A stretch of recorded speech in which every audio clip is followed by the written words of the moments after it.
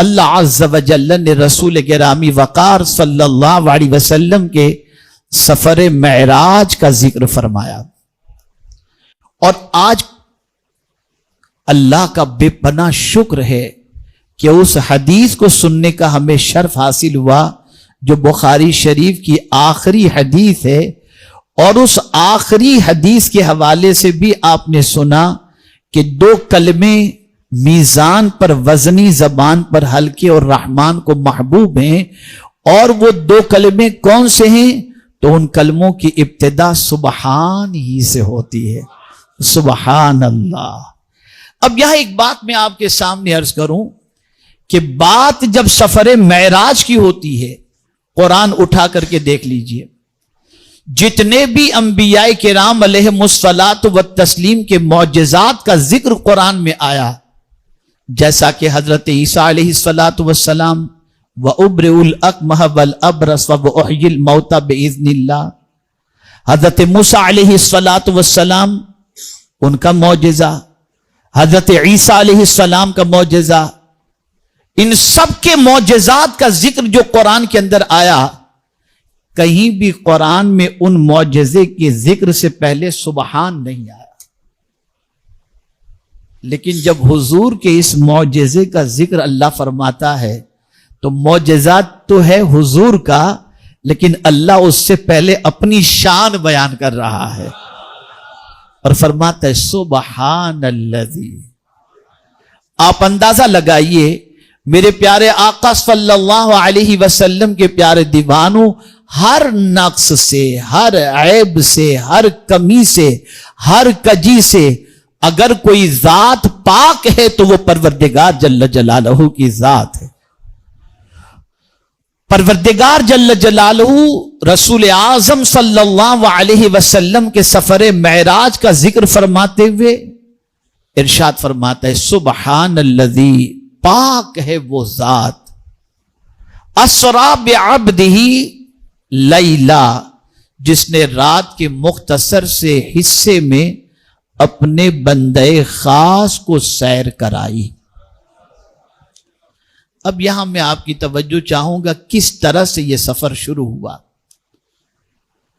رسول اعظم صلی اللہ تعالی علیہ وسلم بیت ام ہانی میں یا حتیم میں تشریف فرماتے، آرام فرماتے۔ رب قدیر جل جلالہ نے حضرت جبریل امین علیہ الصلاۃ والتسلیم کو بھیجا۔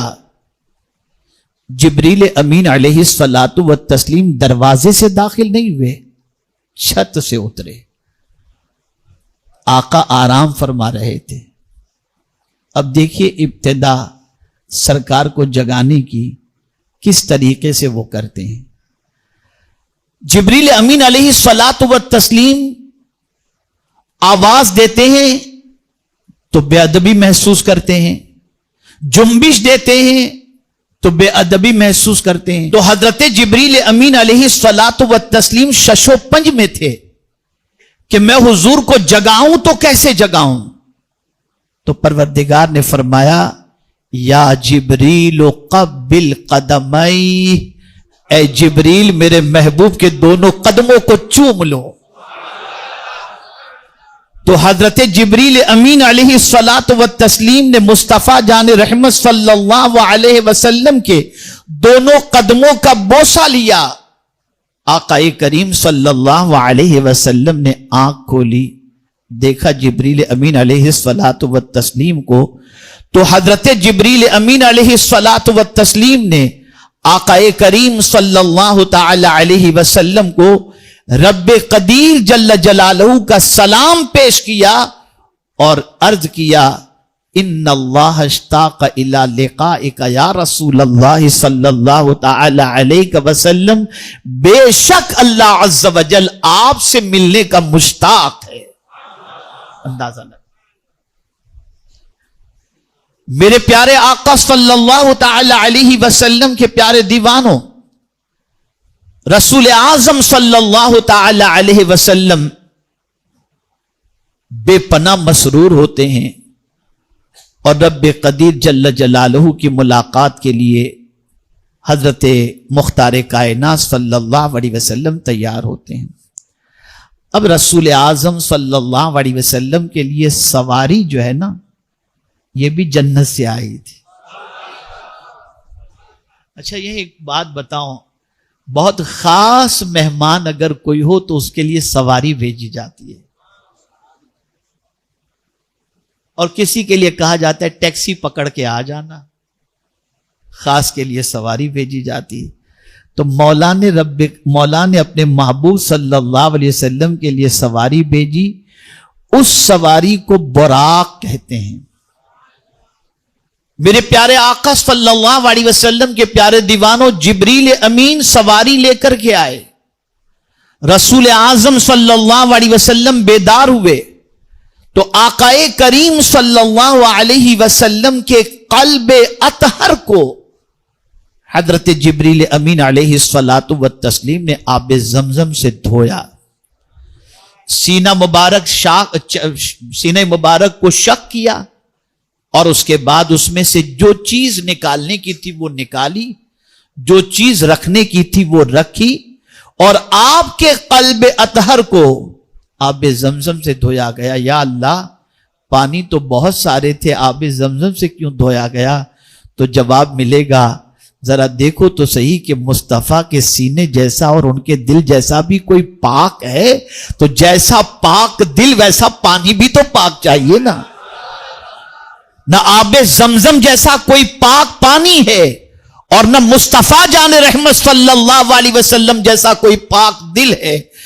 اسی لیے اعلی حضرت عظیم البرکت امام عشق و محبت کہتے ہیں، تو جو چاہے تو ابھی میل میرے دل کے دھلیں، کہ خدا دل نہیں کرتا کبھی میلا تیرا۔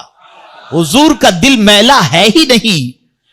اور پھر حضرت انس رضی اللہ تعالیٰ عنہ سے رسول اعظم صلی اللہ علیہ وسلم نے جو دل کے میلے ہونے کا ذکر فرمایا اور اس کی صفائی کے بارے میں فرمایا، ارشاد فرمایا، اے انس، تم سے ہو سکے تو صبح و شام اس حال میں کرو کہ تمہارے سینے میں کسی کے لیے کینہ نہ ہو، اور یہ میری سنت ہے، جس نے میری سنت سے محبت کی اس نے مجھ سے محبت کی، اور جس نے مجھ سے محبت کی وہ جنت میں میرے ساتھ ہوگا۔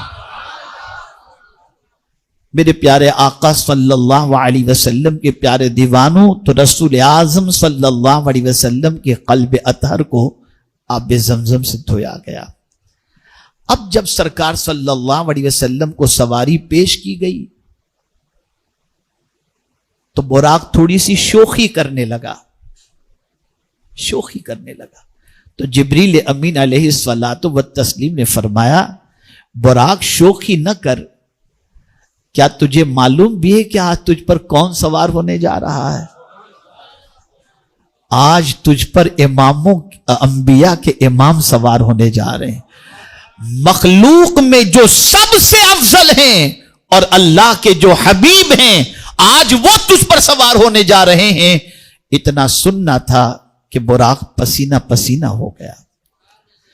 کچھ روایات مختلف عشاق کی طرف سے ملتی ہیں کہ شوخی کرنے کی ایک وجہ یہ تھی کہ براق سے جب پوچھا گیا شوخی کیوں کر رہا ہے، تو براق کہتا ہے کہ آج ہی کی رات تو مانگنے کی رات ہے، آج تو حضور مجھ پر سوار ہو کر معراج کا سفر طے کریں گے، لیکن کل جنت میں بہت ساری سواریاں ہوں گی، چاہتا ہوں کہ حضور سے آج مانگ لوں کہ جس طرح سفر معراج کے لیے میرا انتخاب ہوا ہے، جنت میں بھی میرا انتخاب ہو جائے۔ میرے پیارے آقا صلی اللہ علیہ وسلم کے پیارے دیوانوں، حضور براق پر سوار ہوئے۔ اب آپ دیکھیں یہاں ایک تھوڑا سا آپ سمجھیں، معجزہ دکھایا کیوں جاتا ہے؟ اور معجزے کا مسئلہ بھی یہی ہوتا ہے، دکھایا جائے تاکہ معجزے کو دیکھ کر لوگوں کے اندر یقین پیدا ہو جائے اور وہ ایمان لانے کے لیے تیار ہو جائیں۔ لیکن یہاں یہ عجیب معجزہ ہے، یہاں اس معجزے کا دیکھنے والا کوئی ہے ہی نہیں، کوئی نہیں۔ حضور صلی اللہ علیہ وسلم کے اس معجزے کو فرشتوں ہی نے دیکھا، انسانوں میں کسی نے نہیں دیکھا۔ آقا کریم صلی اللہ تعالی علیہ وسلم براق پر سوار ہوئے۔ اب براق کتنا تیز رفتار، یہاں یہ بھی سمجھ لیں کہ آج جو چیزیں ایجاد ہو رہی ہیں، جو سواریاں، یہ سب کچھ ہماری تاریخ اس سے چوری کر کے لوگ ان ساری سواریوں کو بناتے ہیں۔ براق کی کیفیت یہ تھی کہ براق چلتا بھی تھا اور اڑتا بھی تھا، چلتا بھی تھا اور اڑتا بھی تھا۔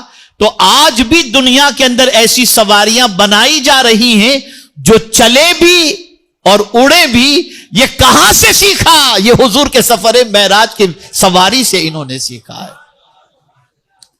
اور کتنی تیز رفتار یہ سواری تھی کہ آدمی کی نگاہ جہاں تک نہیں پہنچتی وہاں براق کا پہلا قدم پہنچتا ہے۔ اب میں یہاں آپ کو بتاؤں کہ میرے پیارے آقا صلی اللہ علیہ وسلم کے پیارے دیوانوں، تیز رفتار کسی سواری پر سوار ہو کر کے آپ جائیں تو آپ کو کوئی چیز نظر نہیں آئے گی۔ آپ راجدھانی میں چلے جائیں تو ایسا لگے گا سب درخت آپ کے ساتھ دوڑ رہے ہیں، زمین آپ کے ساتھ دوڑ رہی۔ اور ہوائی جہاز میں اگر آپ سفر کریں تو کوئی چیز نیچے آپ کو نظر نہیں آئے گی، لیکن یا رسول اللہ آپ کی نگاہوں پر قربان، اتنی تیز سواری پر سوار ہو کر حضور جا رہے ہیں اور فرماتے ہیں کہ میں موسیٰ کی قبر کے قریب سے گزرا، میں نے موسیٰ کو قبر کے اندر کھڑے رہ کر نماز پڑھتے دیکھ لیا۔ سرکار کی نگاہوں کا اندازہ لگائیے کہ اتنی تیز سواری پر کس حال کے اندر موسیٰ علیہ السلام قبر کے اندر ہیں، وہ بھی حضور صلی اللہ علیہ وسلم نے دیکھ لیا۔ اور پھر موسیٰ علیہ السلام کی قبر کو بھی پہچان لیا، اور موسیٰ علیہ السلام کی کیفیت کا بھی حضرت مختار کائنات صلی اللہ علیہ وسلم نے مشاہدہ فرمایا۔ اب یہاں سفر کا سلسلہ مسجد حرام سے شروع ہوا مسجد اقصیٰ تک کے لیے۔ دولہا بن کر جا رہے ہیں حضور صلی اللہ علیہ وسلم۔ نہ کائنات میں کسی نے ایسا دولہا دیکھا اور نہ ایسے باراتی دیکھے، اس لیے کہ دولہا سید المعصومین اور باراتی سارے فرشتے وہ سب بھی معصوم، فرشتے بھی معصوم اور سرکار صلی اللہ علیہ وسلم سید المعصومین۔ کہاں پہنچے؟ مسجد اقصیٰ۔ اب مسجد اقصیٰ پہنچے تو جہاں پہنچے وہاں بھی معصوموں کی پہلی جماعت موجود ہے، معصوموں کی جماعت موجود ہے۔ سارے انبیاء وہاں پہلے سے انتظار کر رہے ہیں، حضور صلی اللہ علیہ وسلم پہلے سے موجود ہیں۔ میرے پیارے آقا صلی اللہ تعالی علیہ وسلم کے پیارے دیوانوں، رب قدیر جل جلالہ نے مسجد حرام سے ڈائریکٹ سفر معراج کیوں نہیں کروایا؟ یہ پہلے اسراء والا مسئلہ، مسجد اقصیٰ تک لے جانے کا مسئلہ کیوں؟ تو میرے پیارے آقا صلی اللہ علیہ وسلم کے پیارے دیوانوں، اس کے بارے میں فرمایا گیا کہ چونکہ رسول اعظم صلی اللہ علیہ وسلم کعبہ جو قبلہ ہے اس کے تو امام تھے، اللہ چاہتا تھا کہ دوسرا جو قبلہ ہے جس کو قبل اول کہا جاتا، حالانکہ قبل اول کعبہ ہی ہے، یہ تو اخبار کے اندر لکھنے والوں کی غلطیاں ہیں۔ کعبہ بیت المقدس سے 40 سال پہلے بنا ہے، قبل اول یہی ہے، قبل اول بیت المقدس نہیں ہے، سب سے پہلا قبلہ یہی ہے۔ یہ لوگ جو اخبار میں لکھتے ہیں قبل اول کو آزاد کریں، یہ قبل اول یہی ہے۔ حضور صلی اللہ علیہ وسلم کو اس قبلے کا بھی امام بنانا تھا تاکہ دنیا کو بتا دیا جائے بیت المقدس کے امام بھی حضور ہیں اور کعبے کے امام بھی حضور ہیں، اسی لیے حضور کو امام القبلتین کہا جاتا ہے۔